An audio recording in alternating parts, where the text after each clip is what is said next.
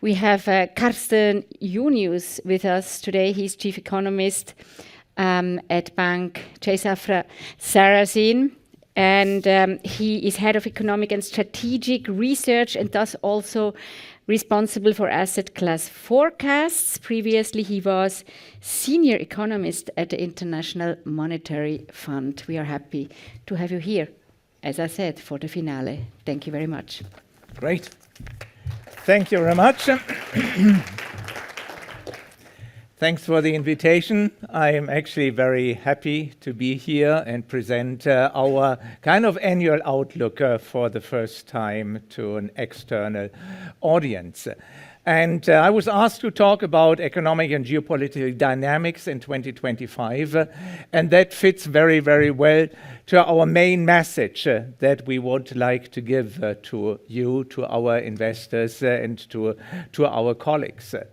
And that is that policy choices will matter quite a bit this year and shape financial markets.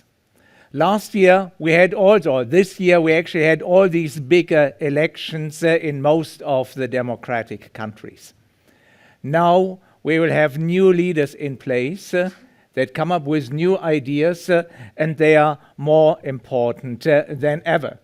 And we already saw this in financial markets right after the election of Donald Trump, where suddenly equity prices jumped significantly, where bond yields were fluctuating with all these news that we are getting every day, where the dollar is up and where gold prices have been falling since the election.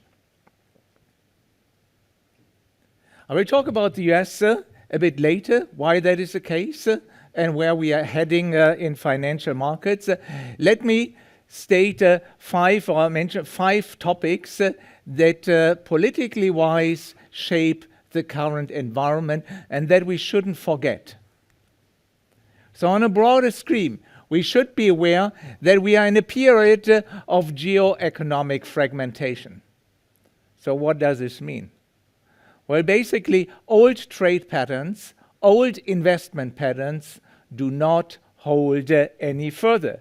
And you see this nicely on the left-hand side of this chart over here, where on the red line you see the US imports from China, a share that is declining sharply since a few years. You see other shares, therefore, increasing significantly. Those of other Asian countries where production has shifted to. And also the one of Mexico, where also a lot of companies are now locating if they want to be competitive, but also want to export to the US. On the right-hand side, we see another pattern, that of capital flows.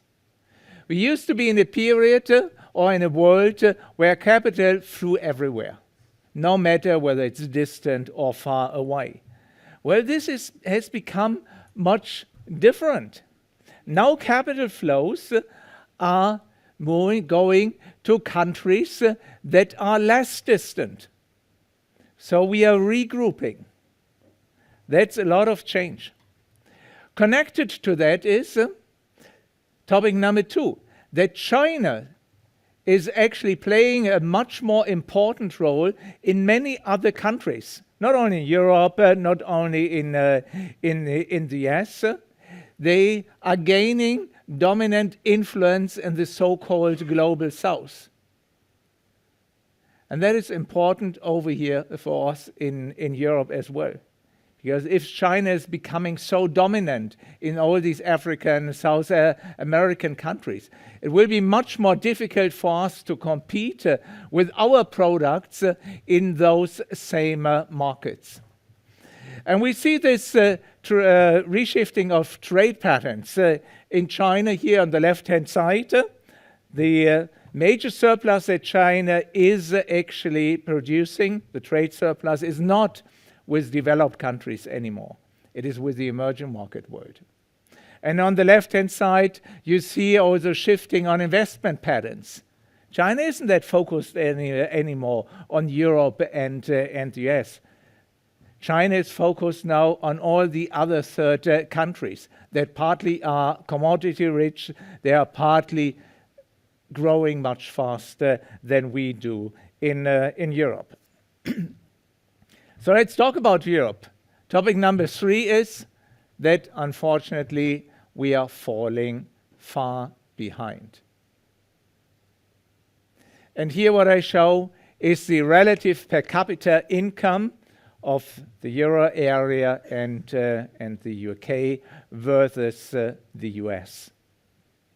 So basically the chart shows that currently European countries are only earning 2/3 of what people would earn in the US.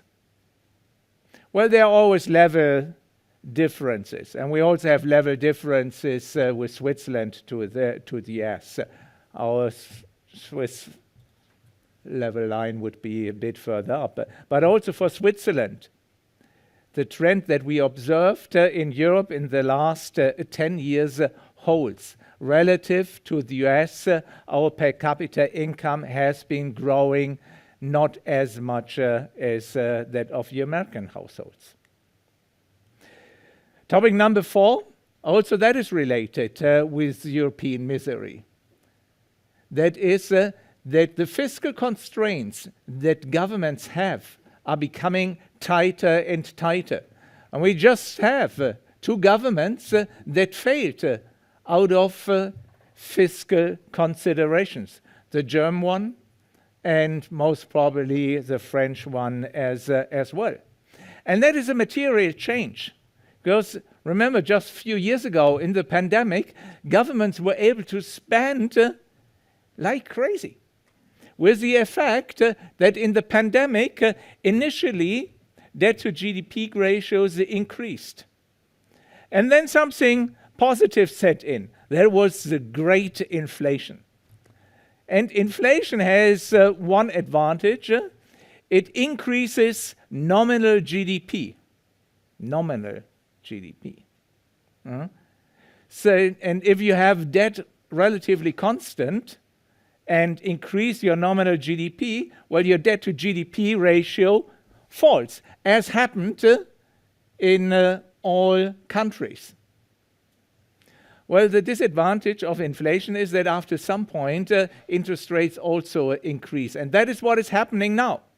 And you see this on the right-hand side of this slide, that interest rate expenses in percent of GDP, which have been declining for more or less 20 years in a row, well, they're about to turn. And they will increase much further in the next few years, reducing fiscal space that governments have. And this will make policy making much more difficult than it used to be. Well, and then last topic, we should prepare ourselves for a global trade war initiated by the coming US president. And this has the potential of huge wealth disadvantages. By the way, also for the US, and this is why I'm showing this particular slide, where we lump together all those policy proposals that Donald Trump has. Some are positive for growth, that is actually those in the gray bars or gray fields, that's the tax cuts. Yes, lower taxes usually helpful for growth. Most of the others actually would deduct from the growth baseline that exists, like tariffs, like financial conditions, like lower immigration. Obviously, if you have fewer people, well, then it's getting more difficult to produce, and wages usually increase much more. So there is something that is potentially there, while we don't know when it's coming. We don't know who will be targeted first, but I come to that a bit later. Let's have a look now at our individual countries and where we believe the continents are heading to. As always, we start with the US. For financial markets, the dominant country. And the good news is that despite years of very favorable developments, this is not changing right now. We still believe that there will be a soft landing of the US economy where growth rates are coming down slowly without falling in a recession. And that is combined with inflationary pressure that is also coming down, as you see on the right-hand side.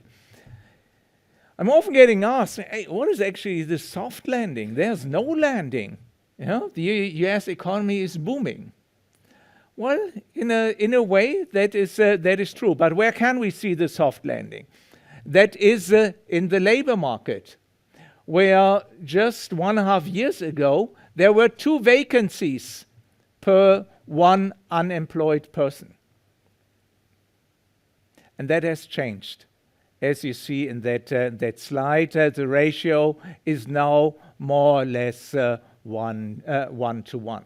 So the economy has been cooling. There has been a soft landing. And it's a very nice and fantastic developments for financial markets that all this happened without a major crash in financial markets. So where are we heading now after the election? Well, it was a remarkable election, I have to say. An election that made a lot of people happy. We see this in consumer confidence, something that is a good indicator for private consumption.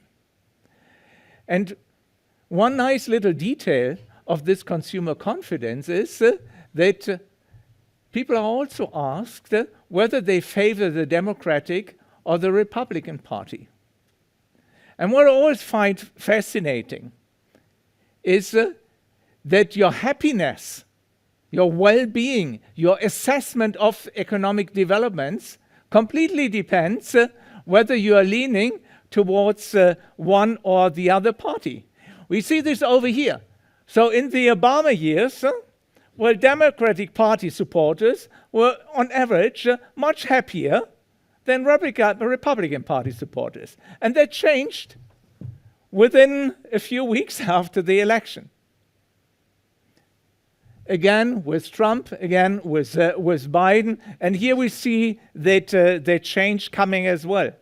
That Republicans are getting much happier, and Democrats are disappointed or assess their own future, the future of the country and financial markets and all that stuff is in a more pessimistic way.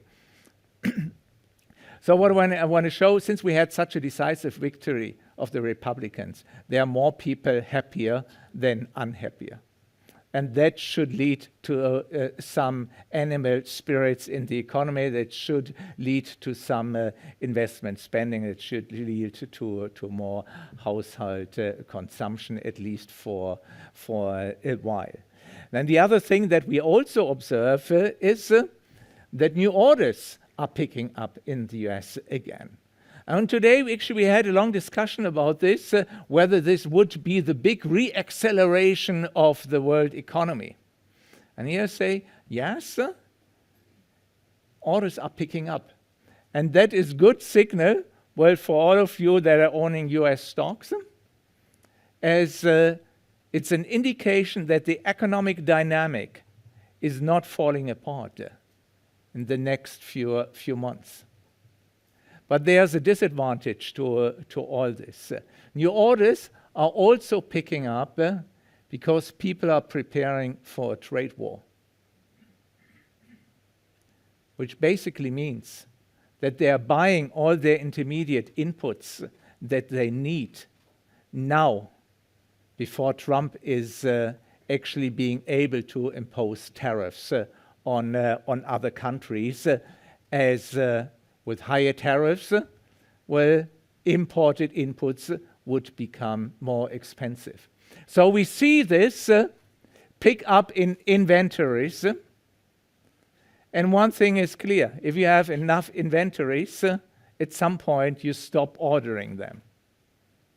Basically, that means, in my view, that we will still have a good period ahead of us, maybe a month, maybe two, where equity markets and financial markets are fully supported by the economic dynamic, maybe a bit longer. But at some point, we should be careful what is going on. Let's move to the elephant in the room. When it comes to forecasting, that is the trade war. And honestly, we have no clue how it would look like.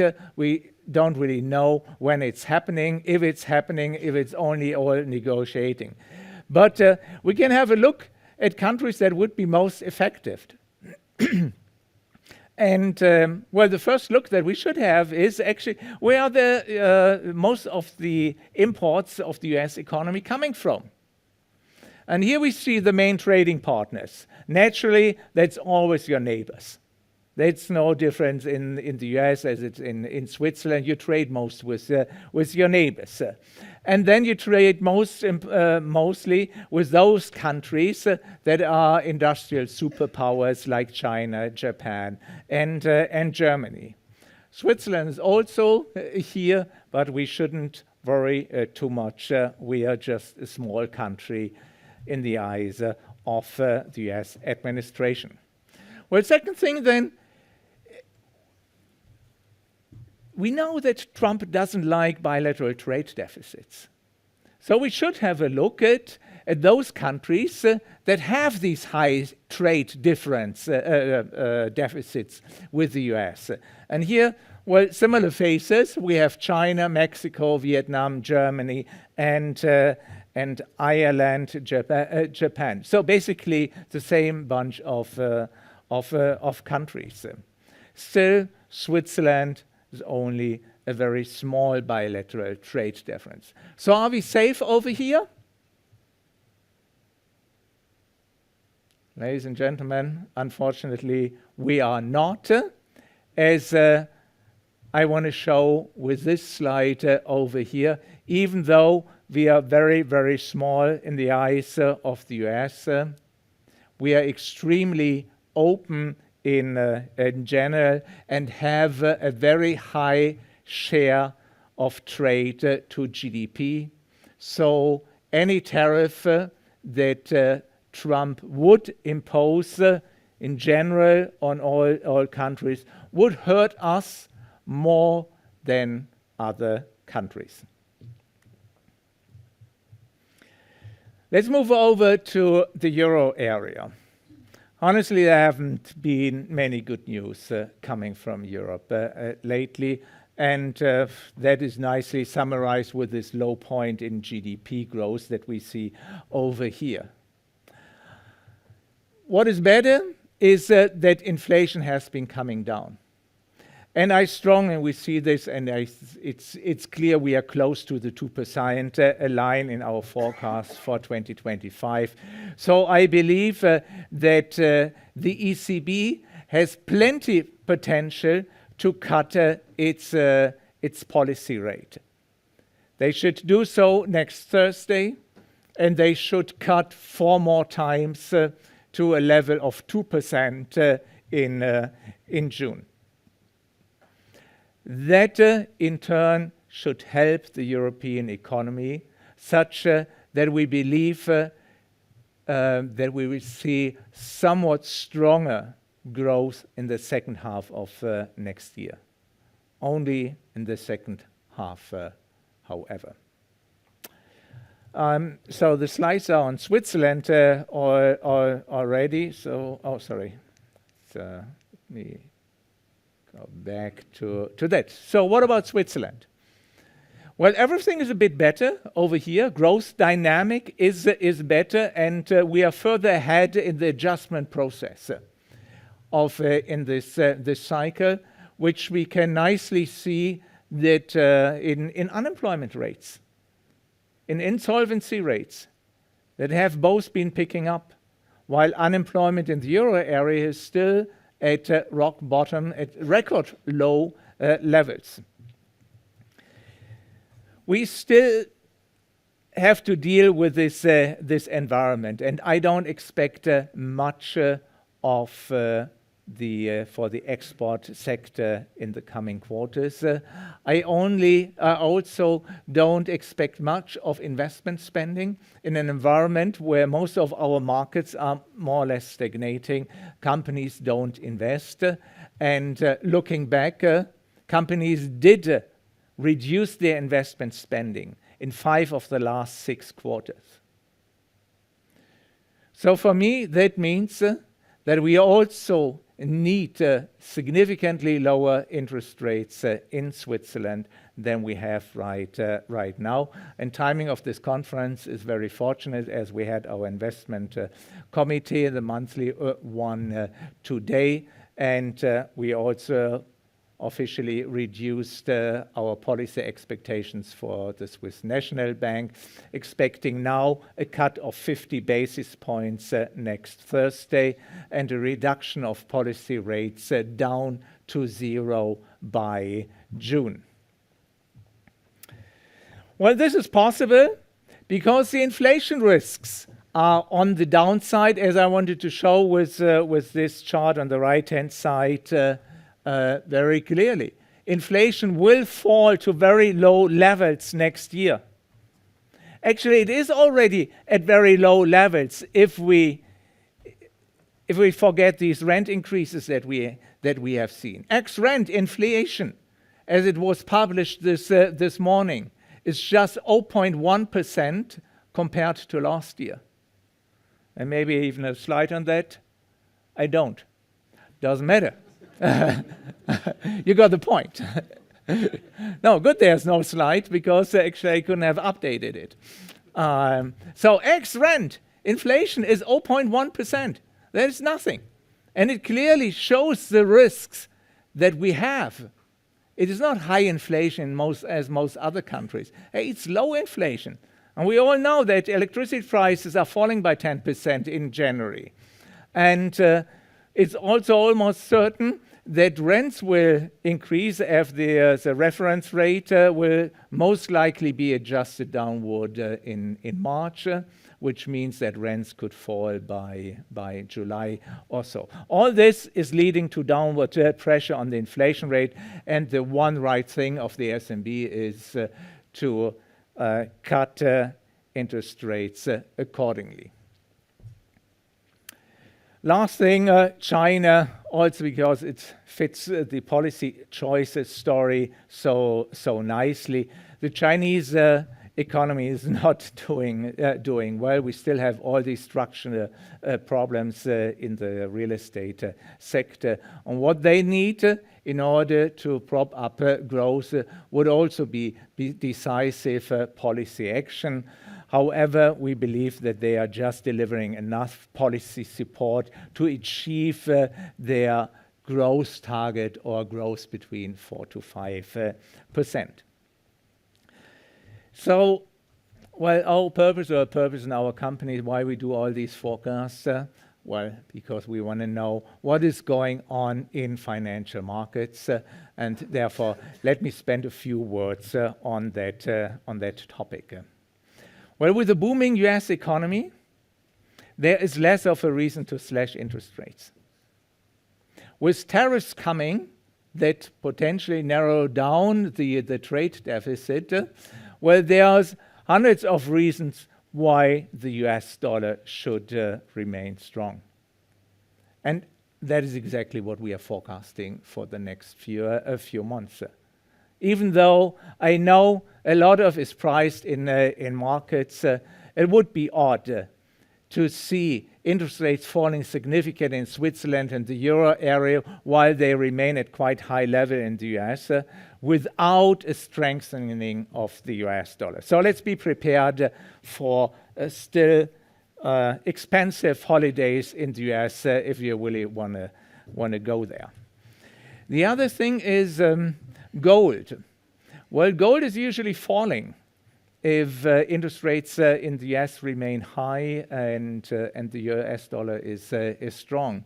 But still, we are seeing shifts here, namely that since the US governments use the dollar as a weapon, foreign policy weapon, a lot of countries are shifting their foreign reserves out of the US dollar.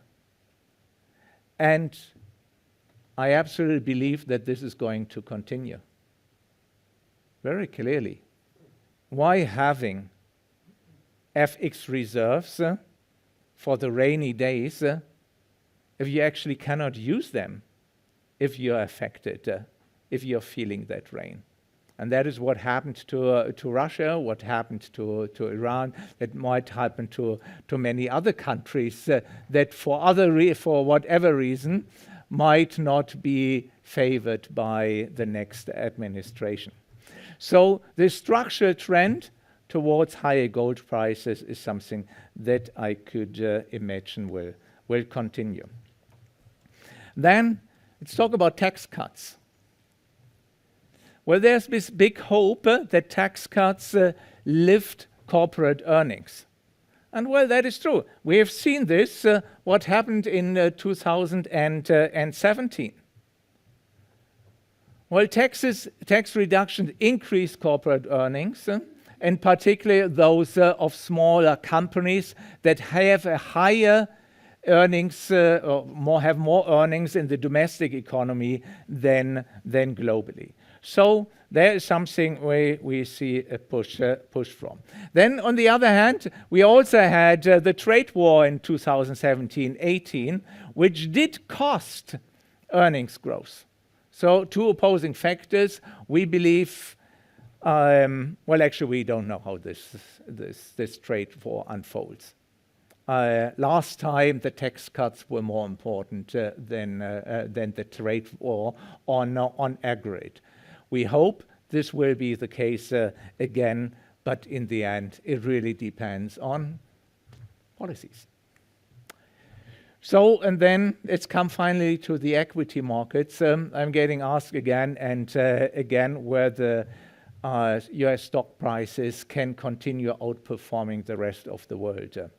Well, for the time being, yes, and especially for the next 2 months, I would probably still be optimistic. As we are seeing, as I mentioned, these good news kicking in.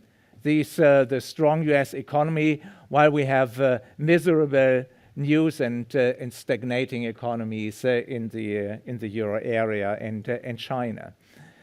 Still, I think we should look at this chart very, very closely. It more or less shows that the US economy is extremely expensively valued. And we should be aware of that. We have kind of peak optimism when it comes to the US dollar, when it comes to the US stock market. And at some point, when economic data doesn't continue to surprise on the upside anymore, maybe because all US companies have all their inventories at extreme levels already. Well, then I think we should become a bit more careful when it comes to the US stock market. So with that, let me sum up. Basic story for next year is policy choices will matter. And we should analyze them closely when it comes to what actual policies are implemented in the US, but also in Germany with their debt brake, in France with, I have no clue what they are going to do. All these things will matter. For the time being, I believe the US economy is growing nicely and will deliver good returns, such that in financial markets we continue to like risk assets like equities as well will benefit from solid US growth. And that also means that US dollar remains strong for a while. And third, that interest rates into Europe and in the US will diverge for a while. With that, thank you very much for your attention, and I believe we have some time for questions also. Some seconds. Thank you. But you did not mention crypto. And I was wondering why, because this is now in the media, it's a huge topic, and people say, yeah, because Donald Trump is a fan of cryptocurrencies. Why did you not mention crypto? Because I don't have any. We were so too late. Embarrassing. Yeah, we were too late, right? Yeah, far too late. Yeah. Always avoid that topic as much as I can, because it doesn't make me happy. And now it's too late, you think? But what could crypto like Bitcoin really play as a role now in the economy? Well, in the black economy, a lot of good things. If you want to shift money without anyone seeing it, I absolutely see that my use criminal case, money. But as long as I'm paid for standing here and talking and advising our portfolio managers, it has little value for me. I understand. For me, safe. So I wouldn't invest in crypto very clearly. It's not paying any dividends, not paying any interest rate. It has high transaction fees. And so far, I can still travel in all these countries there where I want to travel. But other people have different preferences and needs. Okay.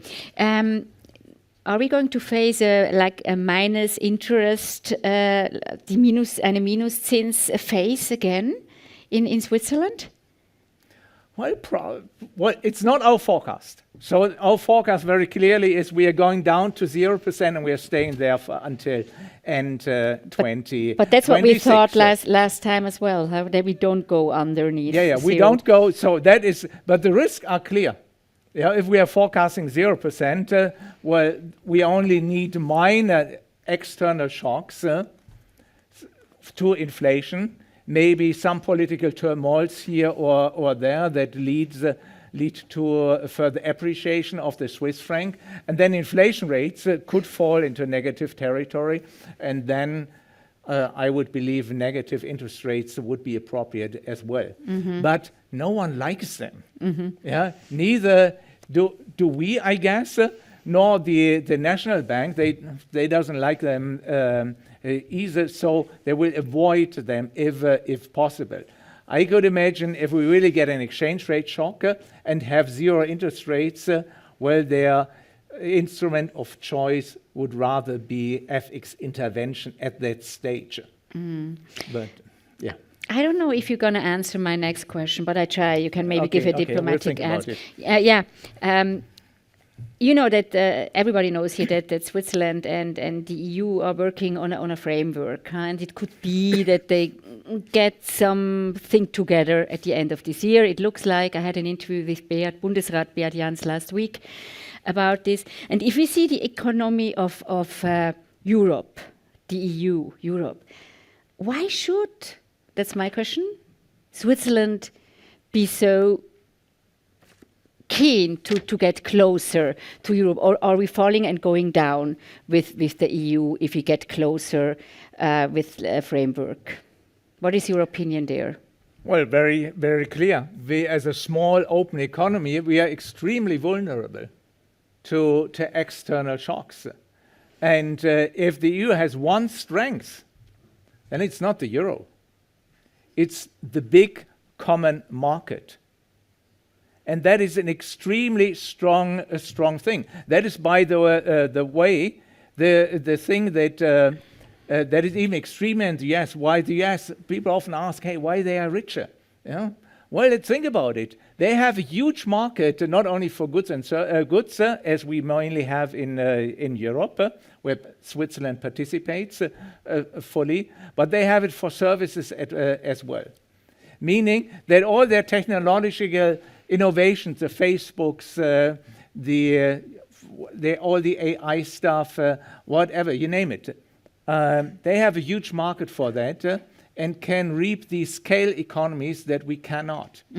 Being able to participate in a huge market would be an incredible benefit for Switzerland that it shouldn't give up. So the closer we are getting to this common market, the better it is for Switzerland. That is very clear. And I just hope that within Europe we have more trade liberalization, that more sectors are actually participating in this common market than they do so far. So maybe they need to invite Elon Musk to reduce regulation in Brussels.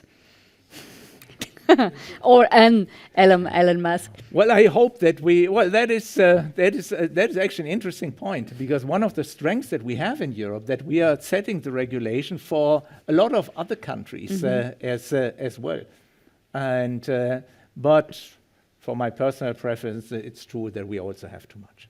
Thank you very much, Carsten Junius. Thank Thank you very much.